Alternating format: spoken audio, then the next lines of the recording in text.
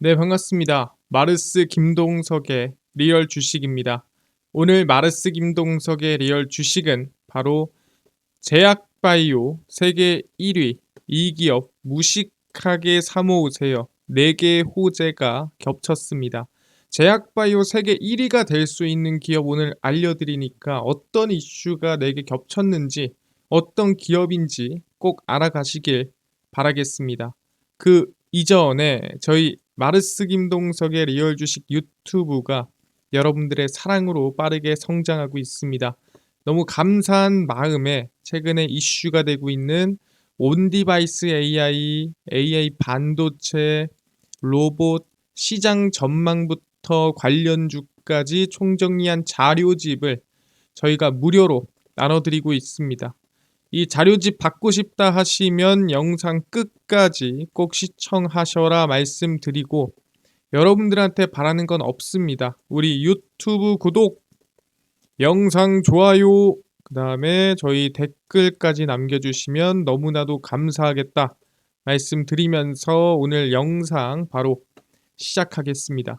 그래서 오늘의 주제는 제약바이오 세계 1위 이 기업 무식하게 사모으세요. 4개 호재가 겹쳤어요 입니다. 일단 첫 번째 우리가 가장 관심을 많이 가져야 되는 이슈가 뭐냐라고 한다면 바로 제약바이오 AACR입니다. 바로 미국 아마케라고 할 수 있을 것 같은데, 항상 얘기하죠.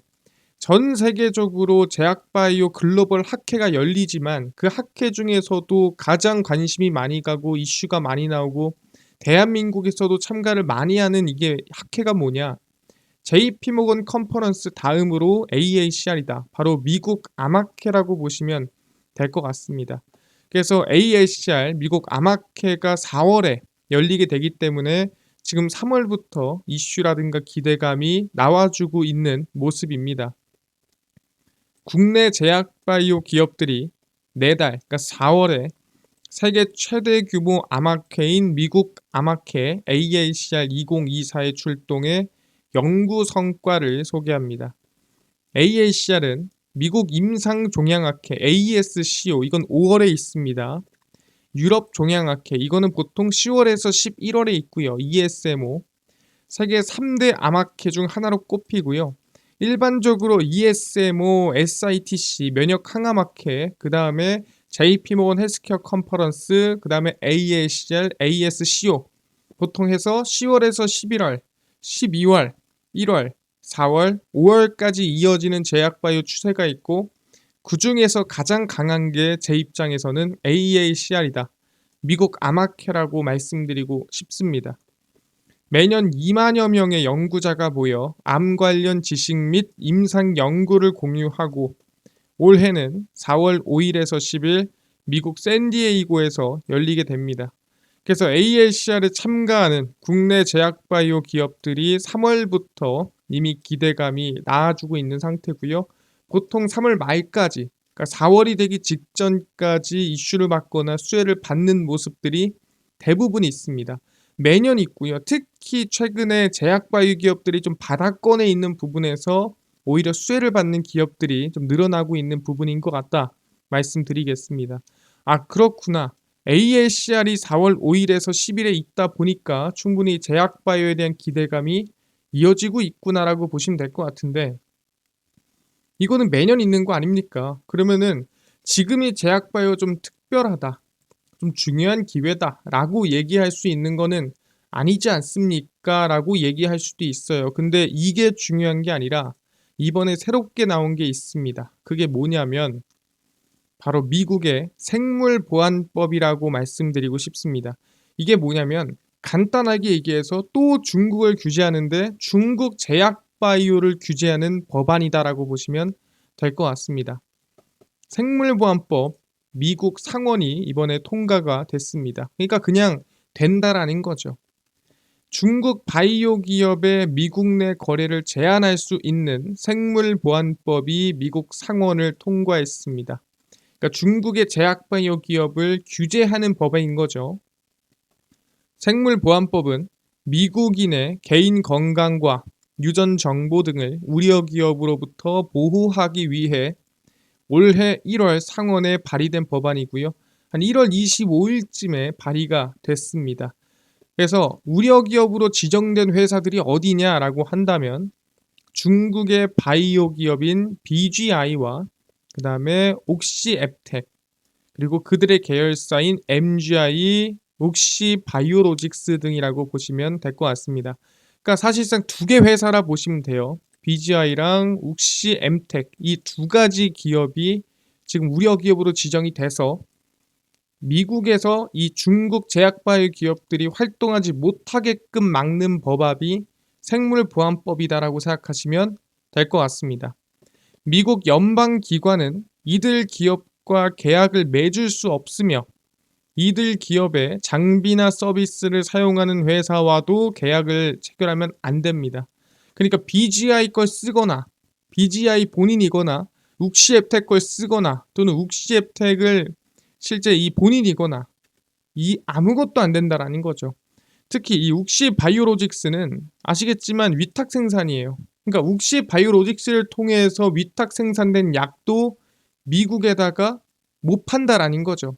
그러다 보니까 야, 너 어디서 만들었어? 중국 거야? 야, 그럼 너 저리 가. 해서 우려 기업으로 모두 지정이 됨으로써 미국의 활동을 못 하게 된다라는 거죠. 그거를 우리는 생물보안법이라고 얘기를 하고요. 1월 25일에 발의가 된 게 이번에 상원 통과를 했습니다. 근데 중요한 게 뭐냐면 생물보안법을 왜 하냐라는 거예요. 아니 지금까지 반도체 규제라든가 여러 가지 있었는데 굳이 뭐 제약바이오까지라고 얘기하는 건데 바이오 안보법이라고 합니다. 생물보안법을. 여기저기 말이 달라요. 겨냥한 중국 기업은 두 곳입니다. 방금 전에 얘기했죠. 중국의 유전자 데이터 연구 기업인 BGI 그리고 바이오 의약품 위탁 생산 업체인 우시앱텍입니다. 그래서 이 BGI와 우시앱텍이 두 군데를 거의 뭐 타겟으로 해서 이번에 규제가 들어갔는데 왜 규제가 들어갔냐? BGI는 임산부의 다은 증후군 산전 검사에 사용되는 니프티 검사를 개발해 전 세계에 공급 중입니다. 정확히 말하면은 임산부의 다은 증후군이라는 명분 삼아서 유전자를 어떻게 보면 모을 수가 있다라는 거죠. 당연히 전 세계니까 미국도 포함이고요.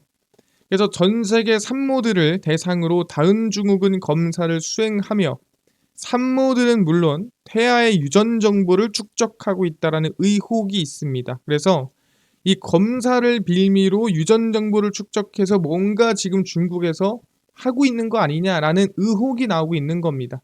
명확한 뭐가 있는 건 아니고 그리고 우시앱텍을 규제하는 이유는 뭐냐면 세계 3대 바이오 의약품 위탁 생산 법인 우시앱텍 안에 있는 우시바이오로직스의 영향력을 축소하겠다라는 거죠. 물론 이 안에 삼성바이오로직스도 있습니다. 세계 3대 바이오 의약품 위탁 생산 업체 중에 삼성바이오로직스도 있는데 우시바이오로직스를 규제를 하면은 좀 수혜를 입을 수도 있겠죠. 근데 이 생물보안법을 건다고 해서 아니 뭐 중국이 피해를 볼까요? 아니 뭐 BGI가 지금 미국에다가 못 팔게 한다고 해서 뭐 큰 영향이 있고 우시바이오로직스의 위탁 생산 못 맡기게 한다고 해서 사실상 그게 큰 영향이 있겠습니까? 라고 물어볼 수도 있습니다. 왜냐하면 반도체가 아니지 않습니까? 이거는 제약바이오인데요. 근데 제약바이오니까 더 의미가 있다라는 거죠. 왜? 보시면 아시겠지만 생물보안법을 건 이유입니다. 바이오 안보법에 따르면 BGI나 우시앱텍과 관련된 업체들은 그러니까 쓰고 있는 업체들도 똑같습니다. 미국 행정부나 공공기관 등과 계약을 할 수가 없어요. 아예. 근데 흔히 고가의 바이오 의약품 고가라는 거는 한 번 투여하는데 뭐 1억, 2억 하는 약들도 있습니다. 미국의 공공의료보험인 메디케어나 메디케이드를 통해 공급될 수가 없다라는 거예요. 그 뜻은 뭐냐 한다면은 그냥 그 가격 그대로 공급해야 되는데 그럼 경쟁력이 있느냐? 그럼 경쟁력이 당연히 없죠. 다른 데는 의료보험이 되는데 이 약은 의료보험이 안 된대. 그럼 당연히 비슷한 성능이면 의료보험이 되는 약을 고르겠죠. 그러다 보니 이 고가의 바이오 의약품한테는 상당히 손해가 크다라는 거예요. 뭘 쓰면 우시앱텍과 BGI를 통하면 약 840조 원 수준의 미국 의약품 시장에서 공공의료보험이 차지하는 약제비가 최소 30%입니다.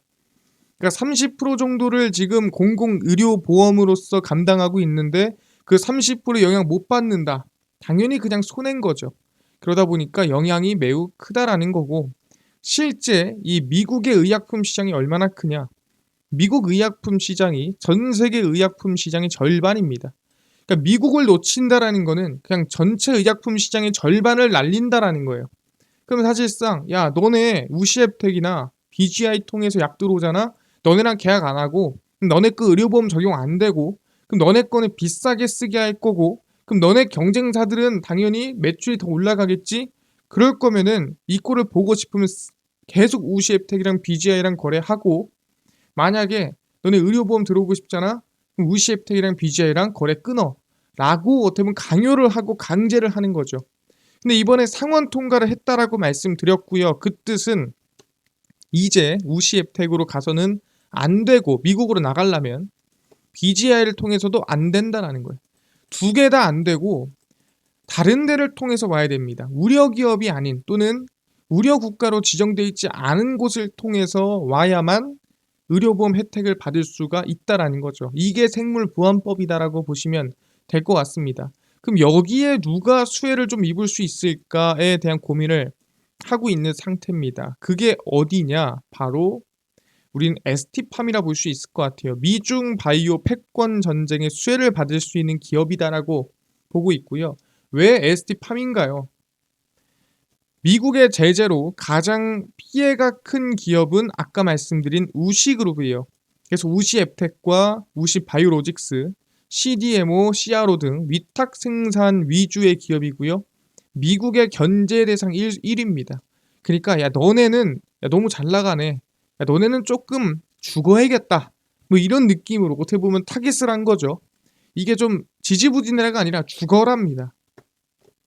그래서 ST팜의 관계자는 우시 STA의 올리고 뉴클레오타이드라고 하는데 이게 뭐냐면은 RNA 또는 DNA 관련된 우리는 이 치료제를 가지고 올리고 뉴클레오타이드라고 얘기를 합니다.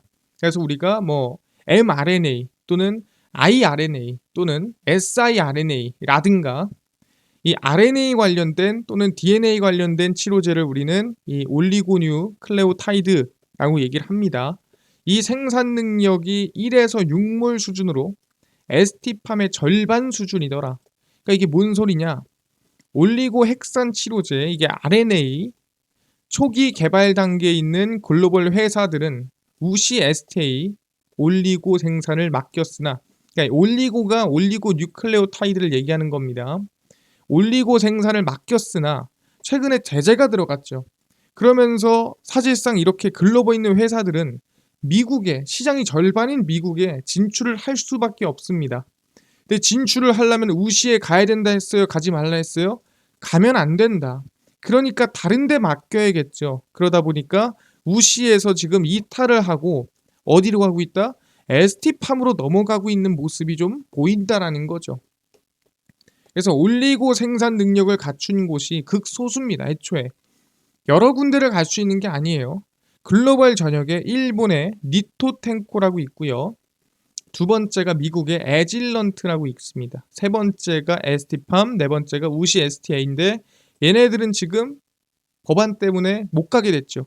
그럼 얘네 셋 중에 하나로 골라가야 되는데 당연히 뭡니까? 뭐 100 중에 하나 또는 20개 중에 하나, 10 중에 하나도 아니고 셋 중에 하나인데 이 우시 STA의 물량이 ST팜으로 안 가겠냐? 당연히 간다라는 거죠. 이 물량 자체가 한쪽으로 몰릴 수는 없다. 애초에 나눠서 몰리더라도 ST팜의 반사익 수혜가 될 가능성이 당연히 매우 높겠죠. 셋 중에 하나인데 기대감이 상당히 있다라고 보는 부분이고요. 그래서 추가적으로 뭐다?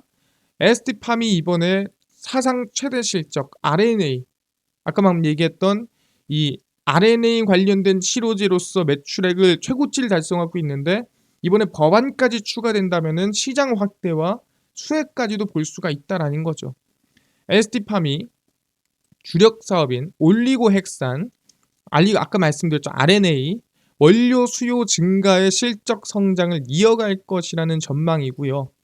이 회사 ST팜은 리보핵산, RNA 치료제 원료인 올리고핵산 원료 위탁 개발 생산 사업이 전체 매출의 절반 이상을 차지하는 기업이에요. 그러니까 RNA 치료제가 여러 가지가 있겠지만 유전자 자체 RNA에 들어와서 단백질에 대해서 이제 사실상 보통 단백질이 좀 잘못되면은 암에 걸려요. 그래서 여러 가지 이유가 있습니다. 하나의 단백질이 무너지는 게 아니라 여러 가지 뭐 A 단백질이 무너졌을 때 암이 걸리거나 B 단백질이 뭐 잘못됐을 때 암에 걸리거나 여러 가지 이유가 있습니다. 그래서 간암이든 대장암이든 같은 대장암이 아니고요. 간암도 다 같은 간암이 아닙니다. 이유가 다 달라요. 그러면은 그 단백질의 변형이 일어나지 않게끔 제어를 해주면 되는 거거든요. 그럼 사실상 그 제어를 해주기 위해서는 이 RNA 중에서도 siRNA를 넣어서 실제 이 단백질에 대한 발현이 잘못되지 않게끔 만들어주는 방향이 있고요. 아니면 애초에 그냥 이 RNA 자체 붙어서 잘못된 걸 없애주거나 또는 그거에 대해서 발현을 못하게끔 만들어주는 치료제도 있고 다양하게 많습니다. 그래서 그걸 우리는 RNA 관련된 치료제라 하고요. 얘기만 들어도 얼마나 기술력이 좋아야 되는지 알겠죠. 그러다 보니까 전 세계에 4개밖에 없는 겁니다. 근데 그 중에 우시는 탈락이고요. 3개 중에 하나가 ST팜이다. 지난해 매출액이 2,841억 원이고요. 영업이익이 334억 원을 기록을 했습니다. 사실상 뭐 엄청나게 영업이익이 뛰어나다라고 볼 수는 없지만 제약발 기업들이 대부분 실적이 적자인 경우가 많습니다. 왜? 약을 만들어서 판매하거나 기술 수출을 하기 전까지는 제약바이오는 대부분 투자금으로 운영이 됩니다. 그러다 보니까 한 1년, 2년, 약을 만드는데 길게는 10년이 이상 걸리거든요. 그래서 그 기간 동안에 적자만 내다가 뭐 예를 들어 뭐 2천억, 3천억 적자를 내다가 약 하나를 잘 팔아서 2조, 3조 버는 경우가 많기 때문에 사실상 적자인 기업이 되게 많은데 ST팜은 이미 흑자고 영업이익이 성장 중이라는 거죠. 전년 대비 매출액은 약 14%, 영업이익은 87% 증가한 수치라고 보시면 될 것 같고 역대 최대 실적입니다. 근데 거기에 법안까지 겹쳤다라는 거죠. 영업이익의 경우 불과 2년 전인 2021년 56억 대비 6배가량 늘어나며 큰 폭의 수익성 개선에 성공을 했는데 RNA에 대한 올해 수혜가 성장할 가능성이 매우 높다라는 거죠. 왜? 중국의 제재에 대한 반사이익이 들어올 수 있겠다라는 기대감을 말씀드리고 있는 상태고요. 여기에 추가적으로 이제 항암제까지도 좀 개발을 하고 있습니다. 그래서 ST팜에 따르면 ST팜은 STP-1002에 대해 MEK 억제제와 병용 투여로 임상 이상을 진행한다라고 보시면 될 것 같은데 일단 첫 번째, 이 STP-1002가 뭔가요? STP-1002는 암세포를 생성하는 텐키라제 효소를 저해하는 세계 최초 경구용, 그러니까 먹는 약이죠. 대장암 치료제로 개발 중이다라고 하고 있습니다. 그래서 다국적 제약사들이 텐키라제 억제제를 개발하면 암세포 성장을 막을 수 있을 것이라는 판단 아래 치료제 개발을 시도했으나 모두 실패했습니다. 근데 누가 ST팜이 텐키라제만 억제하는 안정성 높은 대장암 치료제 개발에 성공하면서 하루에 한 알만 먹으면 되는 편의성도 확보를 했습니다. 그래서 ST팜이 항암제도 같이 개발하고 있고요. 이게 지금 먹는 약이잖아요. 그럼 다른 약들, 실제 뭐 면역 항암제라든가 또는 이 다른 약이랑 병용했을 때 더 성능이 좋게 나올 수 있습니다. 그러다 보니 병용 투여를 임상으로 진행할 예정이고요. 항암제까지도 기대감이 충분히 있다라고 보시면 될 것 같습니다. 그래서 어떻게 보면은 ST팜한테는 올해가 좀 기회일 수 있다. 왜? 이번에 법안이 상원 통과까지 했기 때문에 매출 성장 기대감이 충분히 있을 수 있겠다라는 생각이 있는 부분이고요. 그래서 차트를 보시면은 주가가 바닥에서 좀 출발하고 있는 상태입니다. 근데 사상 최대 실적을 달성을 했고 아까 말씀드린 대로 법안도 통과했고 그러면 지금 구간에서 적어도 이 박스권은 돌파해 볼만 하지 않겠느냐, 긍정적일 수 있지 않겠느냐 얘기를 해볼 수가 있다라는 거죠. 알겠습니다. 지금 얘기를 하신 것처럼 방금 전에 말씀드렸습니다. 이번에 미국의 생물보안법에 따라서 반사 이익을 수혜받을 수 있는 기업이 ST팜이고요. 추가적으로 그 다음에 올해 이 최대 실적을 달성을 했고 작년에 그 수혜가 있고 올해 추가적인 성장이 기대가 됩니다. 그리고 AACR까지도 기대감이 있기 때문에 ST팜 관심을 가지면서 바닥권에서 지켜보자 말씀드리겠습니다. 알겠습니다. 이거 알겠는데 아까 이거 말고도 온디바이스 AI 그 다음에 AI 반도체 로봇 시장 전망부터 관련주까지 총정리한 자료집을 100% 무료로 나눠준다고 하셨는데 이거는 어디서 받을 수 있나요? 또는 당일 급등이 예상되는 단타 종목을 매일 무료로 좀 나눠주시고 장 시작 전에 급등이 예상되는 뉴스라든가 시황을 좀 무료로 좀 나눠주시고 테마주라든가 매매법 강의를 좀 무료로 좀 나눠주세요 하시는 분들이 있어서 김동석 대표가 100% 무료로 나눠드리고 있습니다. 바로 김동석의 리얼 주식 연구소라는 100% 무료 어플에서 나눠드리고 있고요. 이 어플은 내가 아이폰을 씁니다. 앱스토어에서 무료로 설치 가능하고요. 갤럭시를 씁니다. 구글 플레이, 플레이 스토어에서 무료로 설치가 가능합니다. 아니 무료로 설치하고 나면은 전화번호 같은 거 적어야 되는 거 아닌가요? 아무것도 안 적으셔도 됩니다. 적을 필요가 전혀 없고요.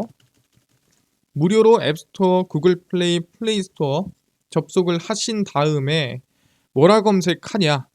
김동석의 리얼 주식 연구소라 검색하시면 이렇게 뜨게 됩니다.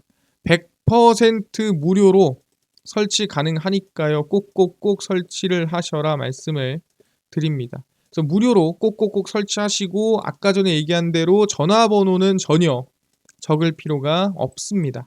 무료고요. 그래서 어플에 들어오시면은 이렇게 김동석의 리얼 주식 연구소 어플이 뜨게 됩니다. 당일 리얼 추천주가 당일 급등 예상되는 종목을 무료로 알려드리고 급비 분석이 장 시작 전 시황, 급비 자료가 테마주라든가 매매법 무료로 나눠드리고 있습니다. 그리고 아까 전에 말씀드렸던 온디바이스 AI 반도체 로봇 시장 전망 관련주 자료집 어디서 저희가 무료로 확인할 수 있나요? 이 자료집은 리얼 추천주를 누르시고요. 들어가시면은 저희가 구독자 9만 명 감사합니다 하면서 자료를 올려놨습니다. 이거 누르고 들어가시면은 맨 밑에 AI 반도체 온디바이스 AI 로봇 총정리 자료집 그리고 8만 명 구독자 때 드렸던 AI 반도체 로봇 자율주행 월가들의 투자법 총정리 자료집이 있는데 현재 지금 이 다운로드가 좀 늦춰지고 있습니다. 그래서 이번 주 안에 최대한 해결을 할 거고요. 그래서 100% 무료로 모두 자료가 받으실 수 있게끔 만들어 놓을 겁니다. 그래서 믿져야 본전이잖아요. 미리 들어와서 자료 꼭 받아가셔라 말씀드리고요. 다 무료로 드리는 겁니다. 뿐만 아니라 저희 리얼 추천주에서는 3월 8일, 7일, 6일, 5일, 4일, 29일, 28일 추천주도 무료로 나눠드리고 있으니까 추천주도 꼭 받아가시고요. 저희 급비 분석은 장 시작 전 시황입니다. 해외 증시부터 국내 이슈까지 장 시작 전에 무료로 모두 이슈나 관련주 뭐에 관심 가져야 되는지 정리를 해드립니다. 장전에 이것만 보시고요. 급비 자료는 당일 있었던 이슈, 그 다음에 관련주까지 무료로 정리해드립니다. 그래서 김동석의 리얼 주식 연구소 평생 100% 무료로 제가 직접 운영하는 어플입니다. 그러니까 종목 시황 테마주 강의 꼭꼭꼭 모두 얻어 가시고요. 뿐만 아니라 저희 마르스 김동석의 리얼 주식 유튜브 여러분들의 사랑으로 커가고 있습니다. 우리 구독자 10만 명 향해 달려가고 있으니까요. 다른 거 안 바랍니다. 유튜브 구독, 영상 좋아요, 그 다음에 댓글까지 남겨주시면 너무나도 감사하겠다 말씀드리면서 오늘 영상 여기서 마치고 다음번에 더 좋은 영상으로 찾아뵙도록 하겠습니다. 감사합니다.